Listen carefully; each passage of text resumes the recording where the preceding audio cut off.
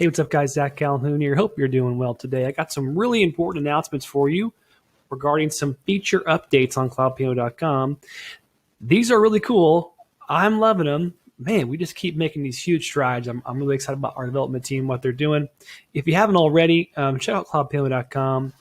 Click the big green button, upgrade your account to Pro Plus so you can try out all these features we're going to be covering today. Now, typically in the past, so when you sign in and you'll see a screen something like this, this obviously has a really cool Clash of Clans video. It's a little bit different than our typical update video because I'm actually going to be running through a bunch of our updates kind of all together at once, and then I'll probably roll out some separate videos featuring or highlighting those specific updates, okay? So a couple things that are important. We had a lot of like micro updates in this update, but essentially here's a quick flyover. Okay, so in our last video, we talked about adding video, adding 360 video to our virtual tours. I've already seen a really cool concert come through. A lot of really neat stuff that folks are already doing and using creatively. Now, you probably noticed in the past that, well, last week there wasn't volume because we just rolled it out. Well, now you have video plus audio included in the 360 videos as well. So that's when somebody does watch the tour. So I'm going to click publish here. You'll see for a moment, like down here, there's a little volume indicator, so you can like listen to the volume. And in this case, this is kind of a really cool. She's talking, and I'm going to kind of mute this real quick in my own headset, and you can pause the video as well, which is nice. Okay, so as a user, a consumer, it's expected to be able to pause something, to be able to play something, to be able to turn on and off audio, right? So that is now added to the 360 video experience.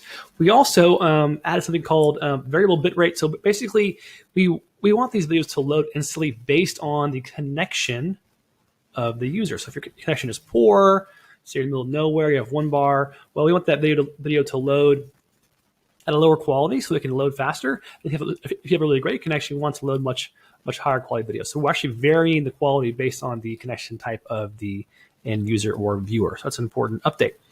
Okay, also some editor updates that are really cool. I'm just going to use this quick like random demo I made to show it. I'm going to move myself actually up here, top right side. Seems fine. Okay, so if you click on info spot, or in this case, link a hotspot, you'll notice something different when you select your location. I'm actually going to put something on the ground right here. You'll see this little option of this circle. Well, what is this? Well, if you click this, it actually changes the type of hotspot to a floor-based hotspot. So I'm going to have this link to room 2 real quick. I'm going to click save. It's kind of like, the color right there was kind of blending with the background. This is now a floor hotspot. What that means is, as you move it closer, it's going to change how it looks, and it's actually going to be able to know where the floor is. So really cool, right? So see how it's moving as I move it closer, it knows where the floor is. I move it over here, it knows where the floor is. If I move it, let's see if I can have a different example. I'm going to move it. Yeah, basically what you need to know is this. The floor hotspots know where the floor is, and you can just place them on the floor. Rather than in the past, it was more of an image aerial projection that's on the panel itself. Now it knows where the floor is. It's so magical. It's auto-magically knowing where the floor is. So it's a really cool feature. So check that out. It makes things real smooth, especially when you want to make a floor hotspot, which I love this feature. Now, a couple notes here. This operates just like a normal hotspot, but if you try to add a hotspot too high on the image itself, you will lose the option. I'll just show you. Let's do that. Let me just show you. Okay. So if I click link hotspot and I put it too high because there's no floor up there, obviously, see how it's grayed out? We automatically know, okay, this is not an eligible floor hotspot. Okay. Now, if I move this down, let me just connect it to room 2. And I'm going to say save. I'm going to drag it down here. Now watch this. Click edit. Now the floor hotspot option appears. So I can change it over if I want to. Basically, to make a floor hotspot, it has to be low enough on the image, right?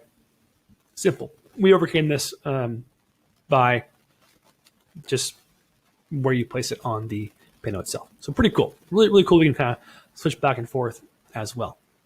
Now, along with this, I'm actually going to use this arrow as an example. You can now use your scale option to increase. We've already had hotspot sizing or scaling available, but now, if you look below it, you'll see something called opacity. Well, check this out.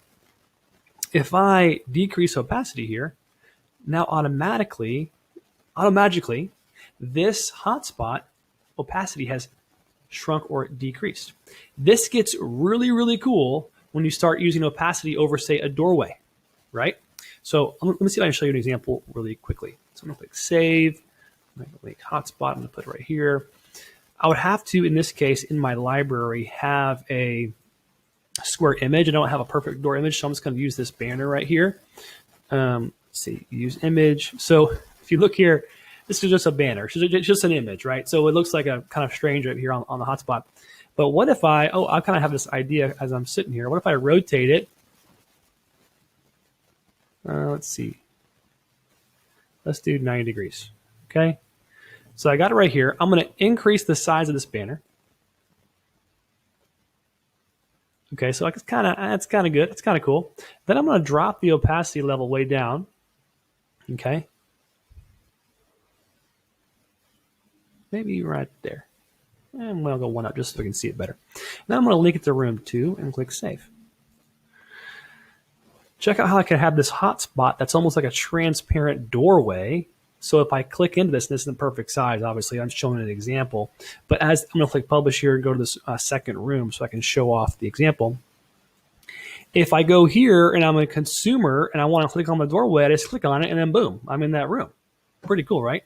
So you can use opacity to do some really cool stuff. You can highlight certain things. Say you have a feature or a chair or something you want to show, but you don't want to necessarily put something over it. You just want to like highlight it, like maybe you make it red or blue, etc. And when someone puts their cursor over it, then it highlights. You click it, all of a sudden, boom, some type of information appears. It's really cool what you can do with opacity. I love this idea. Clayton had a good idea of adding this and making it like an interactive type feature. It's really, really neat. So you can do anything. Obviously, with the library feature, you can add any image you want.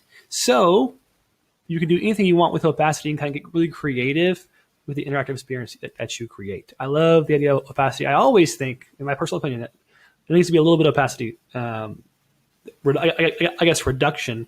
There needs to be some transparency of the image itself so I can see what's behind it. So I know kind of where I'm at. I like that. So these are not perfect examples in this demo, but I think you get the drift. Okay, really cool feature. I love it very much. It's a really, really big deal. Okay. So we're going fast here. I'm going to go actually jump to our dashboard really quick. I'm going to show a new collection.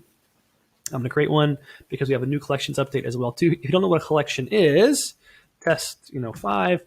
You can take tours and add them together into a collection. So if you have a series of inventory, you can do that. So let me show you an example. Let's say I want to add these 3 examples. I'll do that right now.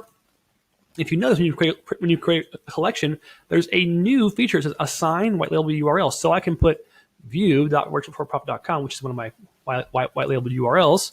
And now also we can drag and drop our collection ordering. I'll put this boat first. Actually, I'll put this first. Now I have a private labeled collection on CloudPano. Really, really cool. So I'll just click here, copy that link over, and I just look at it. So now it's right here. It's private labeled, and this /group, and it has that group ID basically. So that's how you do that, right? So now you have this collection is private labeled. So big deal for y'all who are private labeling and then also collecting or putting tours together into one big tour. Okay, so I covered pretty much everything in this release. Listen, there's some other things we already are releasing and coming out with. We have some amazing stuff coming. If you haven't already figured this out yet, CloudPano is the world's best 360 virtual tour software. So you just go to cloudpano.com, sign up for free. It's free to try out. Use our demo. There's a whole demo you can just use and try. You don't need really even a camera. We have an app on the App Store. You can literally download the app and create 360 photos from your phone, which is really cool. So you can use that to get started. You can use our demos to get started. You can upgrade to Pro Plus to get access to all these really cool features. And as I say that, I actually remember now there is a small CloudPano Live update, which I won't even show just for the sake of time, that you can now leave and exit CloudPano Live calls, and there's more of a call out there, a call feature. That's super helpful to make things more clean as well. So yeah, to get started, you don't even typically in the past you would need a 360 camera. Now we're compatible with 2D still images. You can use your phone, your app on your phone to get started. There's a lot of cool stuff you can do. Okay. If you're wondering, well, where do I start? I'm an entrepreneur. I want to start this business or try it out or bolt on my current existing client base. I highly recommend our book, virtualtourprofit.com/book. It will take you right here to this book. Tons of bonuses and things you can learn and things you can learn from in this book, or you can go to Amazon as well. Check out those 5-star reviews that are already there. Read through this. Super helpful. Or you can check out our webinar, which is for a lot of folks that can really benefit from that if you have some time to really sit down and learn fast at a rapid pace, about an hour and a half. We have a webinar available, which you can register at virtualtourprofit.com. Okay? We have a lot of cool stuff, a lot of cool content, great community, huge community. If you're not already on CloudPano and you're seeing all these features that we're coming out with and more to come as well, all I can ask is, what are you doing? What's wrong? Why are you being stubborn? Just join the movement. We've created a movement. It's really cool. Come join us. Okay, you're gonna love it. We guarantee it. All right. That's it for now. Thanks for watching this video. I appreciate everyone out there. All of the hard work of our development team has been incredible. Okay, Clayton is a world class. I call him the architect. Okay, he's architecting all this stuff.